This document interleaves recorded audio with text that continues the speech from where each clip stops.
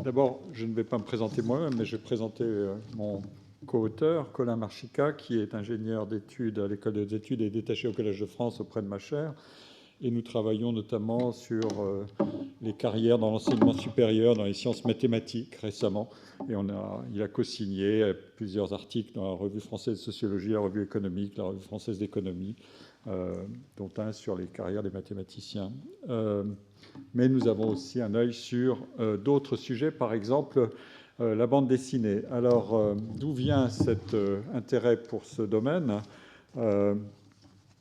D'abord, vous savez que c'est l'année de la bande dessinée. Elle se prolonge, pandémie oblige, elle était programmée pour 2020 dans les célébrations de certains arts. Voilà. Et elle se prolonge jusqu'au 30 juin 2021 par un décret du ciel ou du 9e art lui-même. En tout cas, c'était une occasion de le faire. Et nous avions pu disposer, par des contacts, des données d'une enquête réalisée pour les États généraux de la bande dessinée qui se sont tenus à Angoulême en janvier-février 2016. Et l'enquête a été réalisée auprès d'auteurs et autrices de bande dessinée entre septembre et novembre 2015 par un questionnaire sur Internet. Une première exploitation de ces données avait été réalisée sous la supervision de Thomas Paris, qui est au CNRS et à HEC, et elle est disponible sur Internet.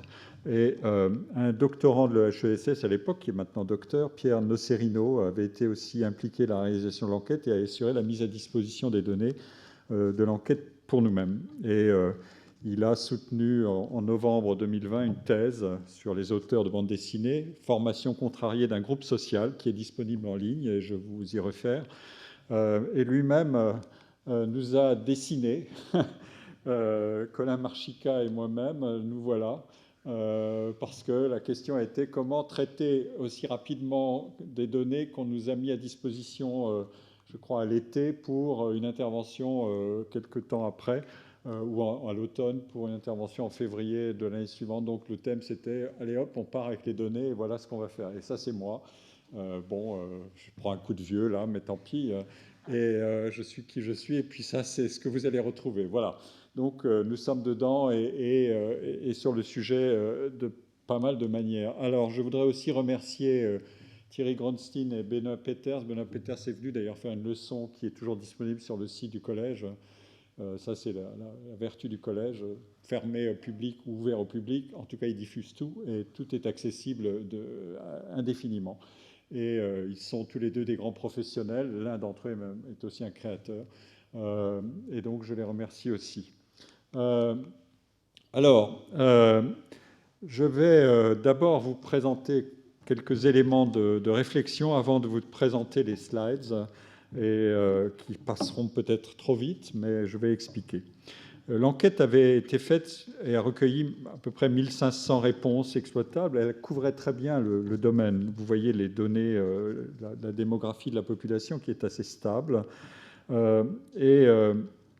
Cet effectif ne sera pas d'ailleurs celui dont nous exploiterons systématiquement toutes les réponses, parce qu'il y a des non-réponses. Je ne vais pas les analyser ici, mais on l'a fait, notamment sur les revenus et les montants d'avance.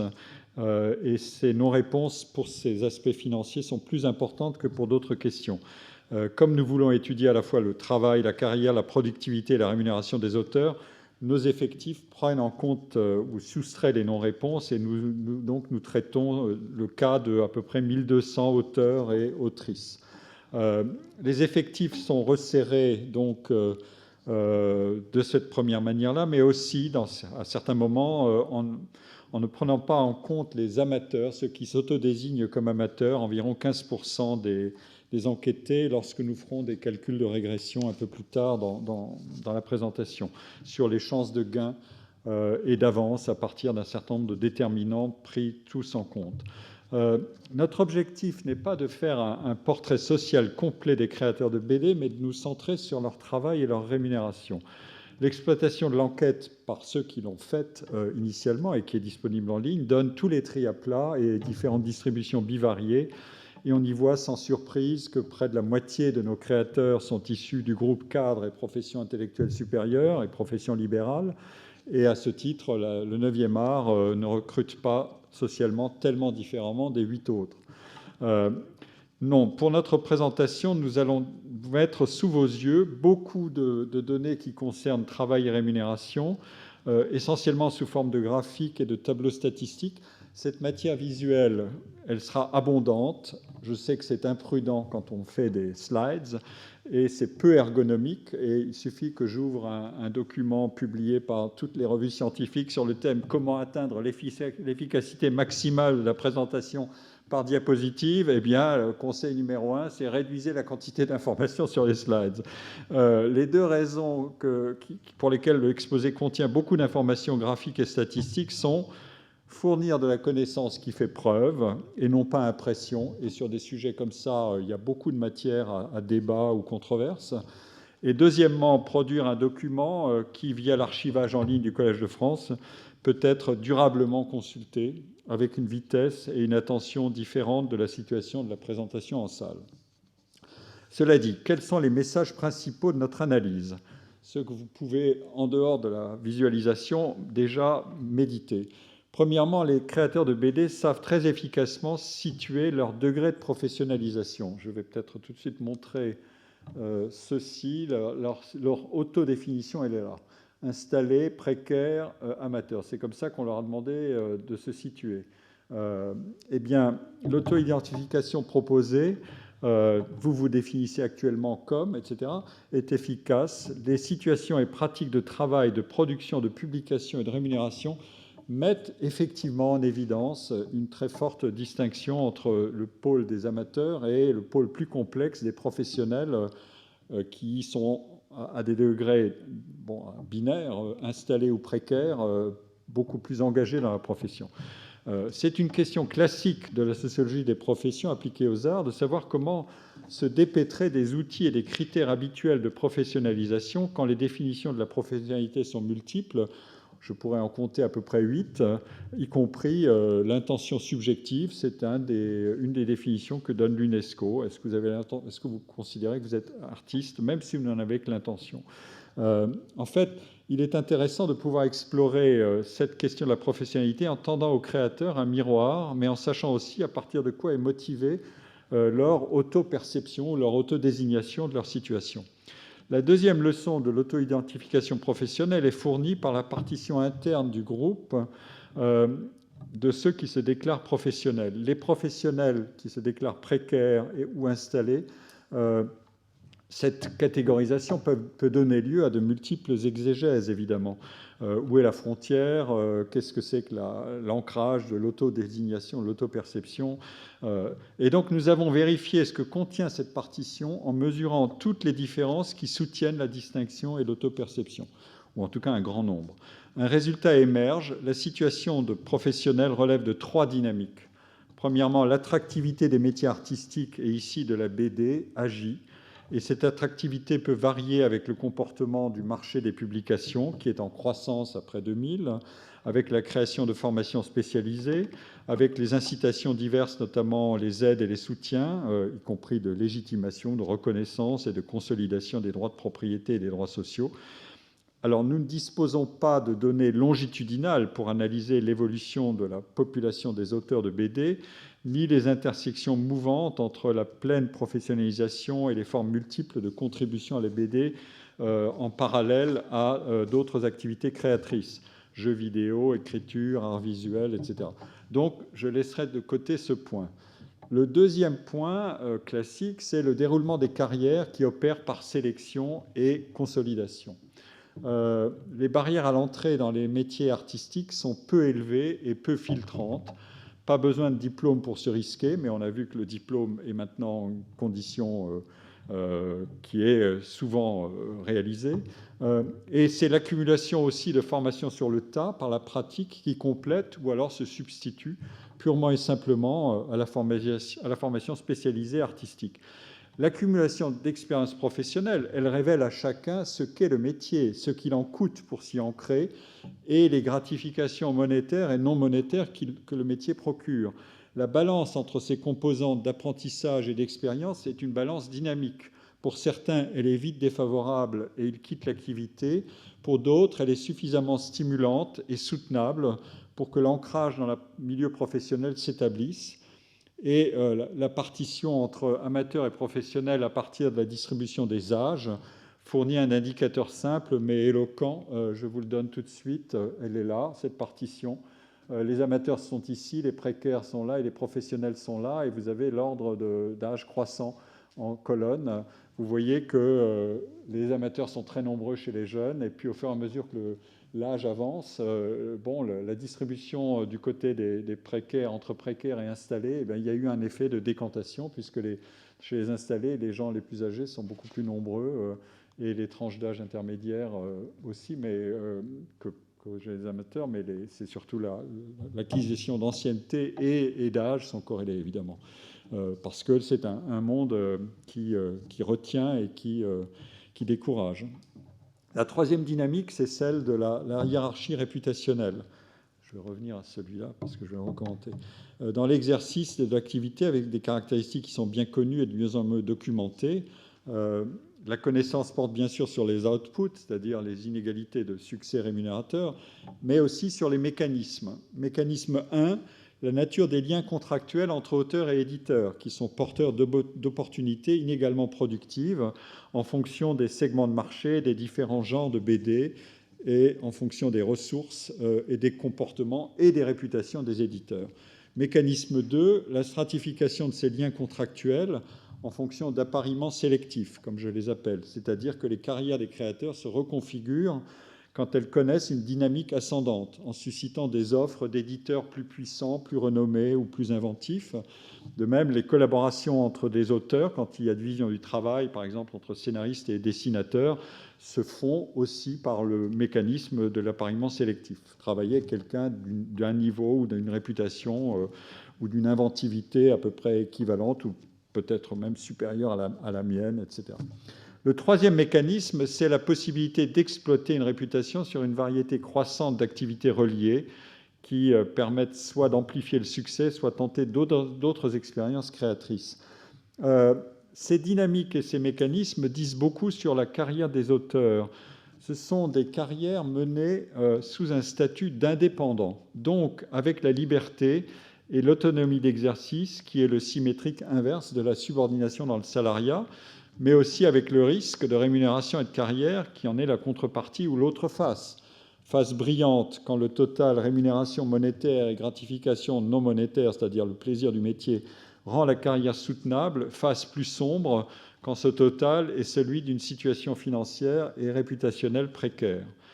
L'un des sujets clés qui fait surface régulièrement et aujourd'hui aussi, c'est la disjonction, surtout visible dans le monde des indépendants, artistes ou pas, entre la quantité de travail et la rémunération. On en a déjà parlé. La rémunération du travail indépendant est contingente à la demande pour ce travail, telle que cette demande est exprimée sur le marché des biens et des services, ici les publications et les activités et services adjacents. Le paradoxe, si on rapporte cette situation des indépendants à celle des salariés, elle est dans la combinaison de plusieurs dimensions. Première dimension, la valeur économique et rémunératrice du travail n'est complètement révélée que par l'intensité de la demande et non pas par l'intensité du travail mis à créer une œuvre. On en a parlé ce matin. Deuxième dimension, ce travail n'est pas soutenable si la rémunération n'est pas phasée. C'est le système classique des avances sur droit ou des mensualisations, des avances sur droit d'auteur.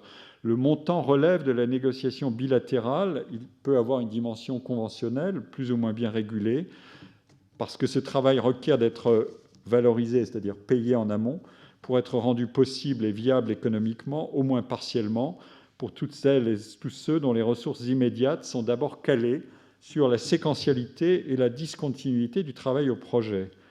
La troisième dimension, c'est que la réputation est un capital qui est accumulé au fil des projets, c'est-à-dire selon cette dynamique séquentielle d'enchaînement non linéaire et non déterministe de réussites plus ou moins importantes et d'échecs plus ou moins éprouvants.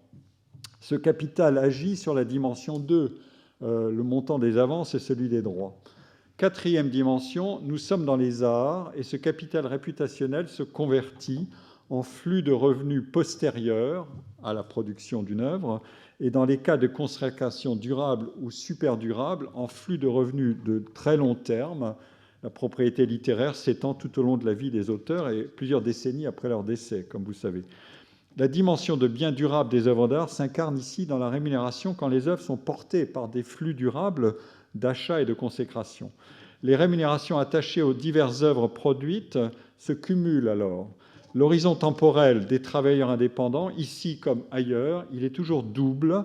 Il y a l'horizon court de la soutenabilité économique du travail réalisé à chaque moment et l'horizon long de l'accumulation d'un capital, d'autre part. Alors, les inégalités des réussites dans les carrières indépendantes sont doublement constituées par le niveau de gain instantané lié à chaque projet et par les droits d'auteur engendrés par la carrière des œuvres antérieures, carrière qui est elle-même sensible aux effets de halo d'un nouveau succès. La réussite d'un nouvel album en BD peut susciter un intérêt accru pour la production antérieure de l'auteur, et par l'effet cumulé des gains plus ou moins élevés de réputation dans la durée.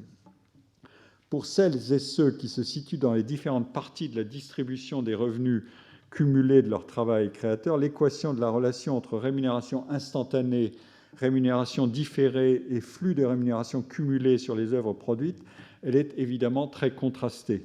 Celles et ceux qui gagnent mal ou moyennement leur vie par leur art font la double expérience du risque, les flux immédiats et les rémunérations cumulées faibles, et cherchent à modifier l'équation du risque pour augmenter la part immédiate et non contingente de la rémunération. C'est la fameuse affaire qui agite beaucoup les milieux professionnels aujourd'hui du paiement à la commande, ou d'une élévation des avances, presque considérées comme une commande, comme un revenu constitué comme tel. Mais évidemment, on ne veut pas renoncer non plus à la part contingente qui est indexée sur le succès des œuvres. Ceux qui sont parvenus dans la partie supérieure de la distribution voient cette même équation du risque se modifier doublement, mais à leur avantage. On gagne sur les deux tableaux, en quelque sorte. Mais ici, un nouveau paradoxe apparaît. L'économie du risque éditorial agit notamment par la multiplication des œuvres éditées. Une fraction seulement de ces publications trouvera son public et procurera à l'éditeur de quoi entretenir son économie de surproduction comme un mode de gestion de l'incertitude grâce au retour positif sur des investissements procurés par des succès éditoriaux. Cette économie du risque navigue entre, d'un côté, l'exploration par le pari sur de nouveaux auteurs, nouveaux projets, et de l'autre côté, l'exploitation des rentes réputationnelles acquises par certains auteurs et par des œuvres qui deviennent des éléments de patrimoine, ou par la production sérielle d'œuvres qui sont devenues des marques. Blake et Mortimer, etc., même si les auteurs sont morts, mais on en retrouve des remplaçants. Il existe d'ailleurs une catégorie de BD qui sont dites patrimoniales, et la définition du syndicat de l'édition, c'est BD dont le premier tome est sorti avant 1983. Inutile de dire que pour l'éditeur, le risque principal est du côté exploration, et que la couverture du risque est d'abord du côté des bénéfices procurés par le pôle exploitation.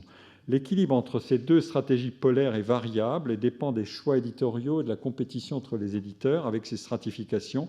Ce qui est certain, c'est que les auteurs mis en jeu par la stratégie d'exploration n'ont pas de revenus assurés ni de carrière assurée. Mais ils et elles seraient mauvais joueurs s'ils condamnaient l'économie du risque éditorial, puisque les profits obtenus par la partie exploitation du succès permettent les investissements sur le pôle exploration. Cela dit, les auteurs font donc face à un problème de compétition horizontale avec tous ceux de leurs collègues auteurs qui sont embarqués dans le même jeu, chez les mêmes éditeurs ou chez d'autres éditeurs sur des segments ou des genres comparables aux leurs. On aboutit donc à la situation suivante. Les éditeurs surproduisent des nouveautés pour trouver des auteurs nouveaux porteurs d'originalité ou d'innovation. Ils déploient aussi une part importante de ressources pour assurer par leur politique éditoriale ou leur politique de marketing plutôt et de promotion le succès des auteurs sur lesquels l'incertitude est moindre parce que ces auteurs ont déjà trouvé un public, au moins pour leurs œuvres passées. Les auteurs produisent et sont, à mesure qu'ils s'ancrent dans le métier, conduits à construire des carrières avec leurs collègues pour concurrents, implantés déjà professionnellement ou de collègues comme eux, plus jeunes. Et donc, comment organiser la gestion du risque de ces deux côtés ? Pour l'éditeur, il y a deux stratégies. Il y a le financement croisé des productions, j'en ai parlé. Les succès nouveaux durables procurent de quoi tâtonner sur de nouveaux auteurs et entretenir des liens contractuels avec des auteurs déjà publiés. Ces liens se fragilisent quand la réussite commerciale des œuvres est évidemment non linéaire. Et puis, il y a la gestion des coûts fixes et des coûts variables. Parmi ces coûts fixes figure toute la gestion des activités éditoriales proprement dites Et il y a aujourd'hui une tendance assez forte dans le livre et dans d'autres activités qui consiste à faire remonter vers l'auteur toutes sortes de tâches qui étaient apparemment assurées par l'éditeur, editing, mise en forme, correction, promotion via les canaux, réseaux sociaux, etc. Autrement dit, il y a du travail en plus qui remonte vers l'auteur, en tout cas vers l'auteur qui n'est pas en position de négocier favorablement pour écarter les pressions de l'éditeur sur ce transfert de charge de travail. Pour l'auteur, l'autrice ou l'auteureux, il faut trouver de quoi financer son activité pendant la phase de production. Si on reste dans le cadre des ressources à trouver uniquement par son travail créateur, ces ressources sont composées pour chaque projet par des avances sur droit en phase amont de la publication et par des droits d'auteur en phase aval, quand l'œuvre est entrée dans sa carrière commerciale. Mais les droits d'auteur ne remontent évidemment pas à l'auteur en temps réel. Il y a des délais et toutes sortes de motifs au différement. Ce qui assure la liaison entre revenu amont et revenu aval, c'est deux choses. Des flux de droits d'auteur qui, idéalement, introduisent la continuité dans un travail par séquence de projets. Et deux, la simultanéité, au moins partielle, des projets ou leur imbrication, c'est-à-dire entamer un nouveau projet tout en poursuivant le travail sur un ou plusieurs projets en cours. La seconde solution est plus facile pour certaines tâches que pour d'autres. C'est, on va le voir, la différence de labor intensity qui distingue, par exemple, les dessinateurs ou les auteurs complets des scénaristes. Dans la composition des revenus, la part hypothétique est le flux de droits parce qu'elle est contingente aux achats des consommateurs lecteurs. La part moins hypothétique est l'avance sur droit. Elle est négociée entre l'auteur et l'éditeur et fixe en quelque sorte le prix horaire du travail de création pour chaque projet. Mais ce prix n'est pas régulé, il est déterminé par libre négociation. Il peut être fixé au-delà d'un seuil conventionnel, mais il est aussi directement modulé sur la réputation de l'auteur.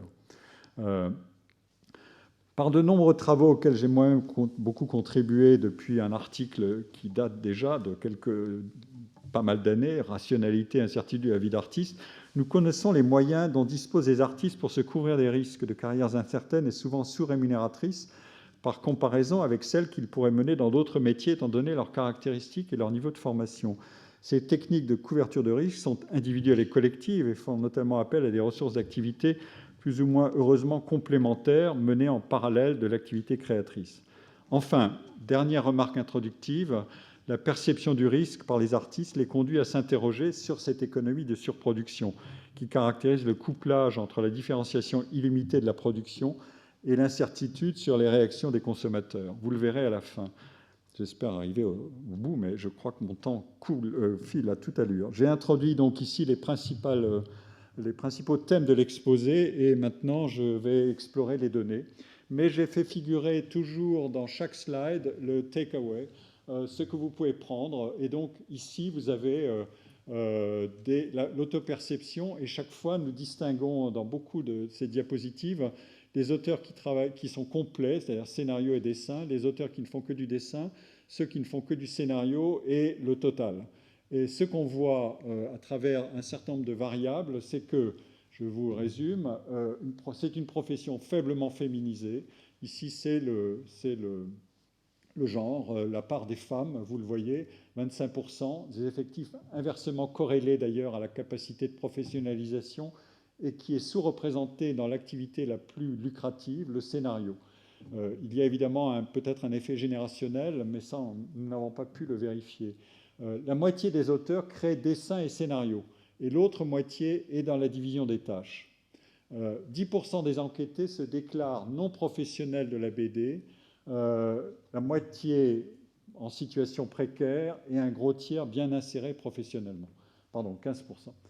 Cette distribution est déformée positivement pour les dessinateurs. La barrière d'entrée dans l'activité, la concurrence et la sélectivité sont plus élevées et le rendement du travail dans la productivité est plus élevé. La formation paye sous condition de division du travail. Elle est artistique pour les dessinateurs, elle est supérieure et non spécialisée pour les scénaristes, massivement. Vous le voyez dans ces données. Ici, vous voyez que les scénaristes, à 70%, n'ont pas de formation artistique. C'est l'inverse pour les dessinateurs et les auteurs complets. Ensuite, j'ai parlé de la distribution des âges. Je n'y reviens pas. J'ai parlé de ce mécanisme de décantation sélective. l'accumulation d'ancienneté, c'est à la fois un output et un input, c'est-à-dire dans un monde où la carrière avance de manière cumulative en fonction des succès et de manière stochastique, évidemment, ça joue considérablement comme un effet parfois de centrifugeuse. Et la précarité est le produit combiné à la fois d'une moindre ancienneté et, à ancienneté donnée, évidemment, d'une moindre réussite de marché. Les scénaristes, vous le verrez systématiquement, c'est l'activité où la réussite est la plus inégalitaire, avec les écarts d'ancienneté entre professionnels précaires et professionnels. Oui, je devrais le préciser. Chaque colonne ici distingue les amateurs, les précaires et les professionnels, selon l'autodésignation. Et ici, vous avez la spécialité du travail, les multitâches ou monotâches.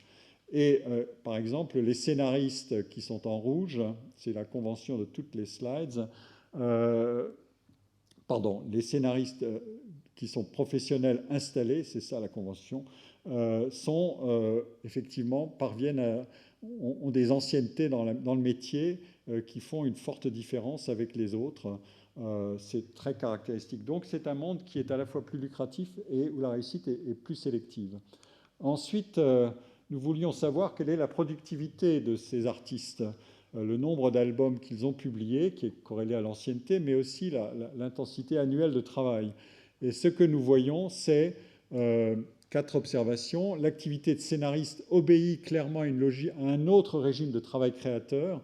Les scénaristes ont produit 59 albums en moyenne, toutes anciennetés confondues, alors que vous voyez les différences pour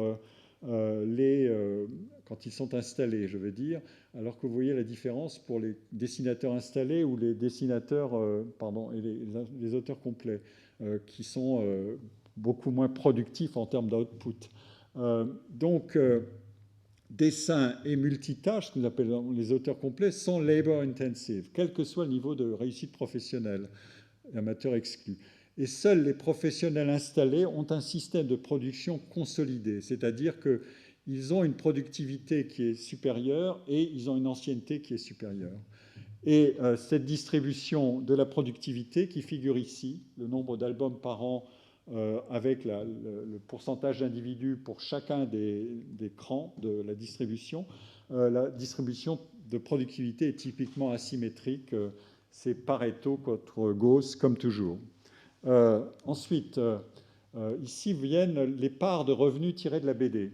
Vous voyez que les amateurs sont bien des non-professionnels, à 97% parmi les complets, mais c'est la même chose pour les dessins ou les scénarios, c'est 100%, ils ne tirent aucun revenu de la BD, entre 0 et 25%. C'est le socle, c'est ça la distribution.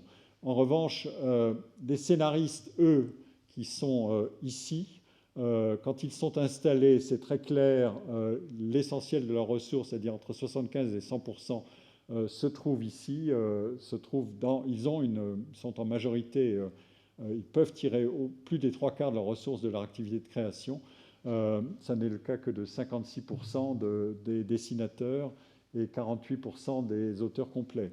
Et évidemment, cet avantage des scénaristes, il fait penser qu'ils sont à la fois de gros producteurs et qu'ils sont aussi acteurs de la BD patrimoniale et que leur labor intensity est déployable sur davantage de projets parce que le temps de travail d'un scénariste est probablement rythmé de manière très différente de celui, on va le voir à nouveau, de celui d'un dessinateur ou d'un auteur complet. Les auteurs complets sont le plus exposés à la non-couverture de l'effort, c'est-à-dire l'intensité de travail, par la rémunération dans l'équation de risque éditorial. Et ici, nous avons l'observation des revenus complets en 2014. Une fois qu'on a pris en compte tout, puisqu'on leur a demandé qu'est-ce que vous gagnez par tranche, toutes sources de revenus confondues. La proximité est entre amateurs et professionnels précaires. Elle est assez claire dans les 3 métiers et même les amateurs peuvent avoir des revenus plus élevés. Autrement dit, on atteint là ce que c'est que le plaisir d'exercer ce métier, même dans la précarité ou la tentative d'y rester, c'est-à-dire les gratifications contre les sacrifices et le calcul d'un revenu anticipé, d'un flux de revenus complet anticipé qui est un pari sur l'ancrage dans le métier. Ce sont des montants médians, hein. Et nous avons fait l'analyse par distribution. En rouge, c'est le revenu complet. En noir, c'est le revenu de la seule BD. Et vous voyez qu'il faut démarrer, quand on a de faibles revenus de BD, évidemment, il faut avoir de beaucoup plus gros revenus complets, etc. Et ensuite, les courbes peuvent éventuellement se croiser, mais tout au bout de la distribution. Les gains procurés par la BD, j'en ai déjà parlé, mais la faiblesse des gains médians, on a donné des chiffres. Dans la professionnalisation précaire, les gains, par exemple dans le dessin, les gains sont considérablement moins élevés, la moitié des gains des installés, et dans le scénario, c'est 3,5 fois moins. Donc la hiérarchie des revenus selon les tâches est aussi très apparente. Le revenu des scénaristes est beaucoup plus élevé que celui des dessinateurs ou des auteurs. Les scénaristes sont ici quand ils sont installés, et ça, c'est les dessinateurs et les auteurs complets. D'où vient la différence? Deux variables qui sont décrites ici. On leur a demandé, et ça nous n'étions pas responsables, leur meilleur montant d'avance et leur meilleur taux de droit d'auteur. Donc c'est la situation optimale en quelque sorte. Eh bien, les gains supérieurs des scénaristes ne viennent pas du niveau maximal des avances, qui est moins élevé que, par exemple, pour les auteurs complets, labor intensity oblige sans doute, ni des taux maximaux. Vous voyez, ils ne sont pas au sommet de la hiérarchie. Sur ces deux variables, la rémunération amont respecte en fait la nature labor intensive. Et donc, on a une hiérarchie auteur complet, dessinateur, scénariste. L'avantage des scénaristes vient évidemment du cumul des projets et des flux plus importants de droits post-avance. Ensuite, on regarde la distribution par décile. Je vais passer assez vite sur le détail, mais on a décomposé en 10 catégories de revenus pour savoir où ça allait. Et les premiers déciles sont évidemment très resserrés sur des sommes faibles, mais les déciles supérieurs, le 9e décile commence à 17 000 euros, donc 20% de la population gagne plus de 17 000 euros, et il atteint 433 125 euros. Ça, c'est les outliers. Ici, vous avez la moyenne et la médiane. Bon, quand on en fait un graphique, voilà ce que ça donne. Pour les amateurs, les professionnels précaires sont en rouge et les professionnels installés en vert. Et ça, c'est la colonne du total. Donc, l'autodéfinition respecte parfaitement. Les amateurs sont très nombreux parmi ceux qui sont dans le premier décile et n'existent quasiment plus dans le dernier décile. Et vous le voyez aussi selon le genre, on a le même type de distribution. L'âge, avec la corrélation est moins forte visiblement, et le type d'activité complet ou scénario ou dessin, vous voyez les scénaristes percés ici très clairement dans les niveaux très élevés de revenus. Alors, la question, je vais peut-être passer assez vite là-dessus parce que je n'ai plus tellement de temps, mais j'ai déjà débordé, j'ai abusé de ma position de dernier intervenant et aussi de responsable du colloque. C'est mal, mais bon. Avec combien d'éditeurs on travaille? Vous voyez, les éditeurs, la moitié travaille avec un seul éditeur, mais après ça se distribue sur 2, 3, 4, et ensuite ça tombe très vite.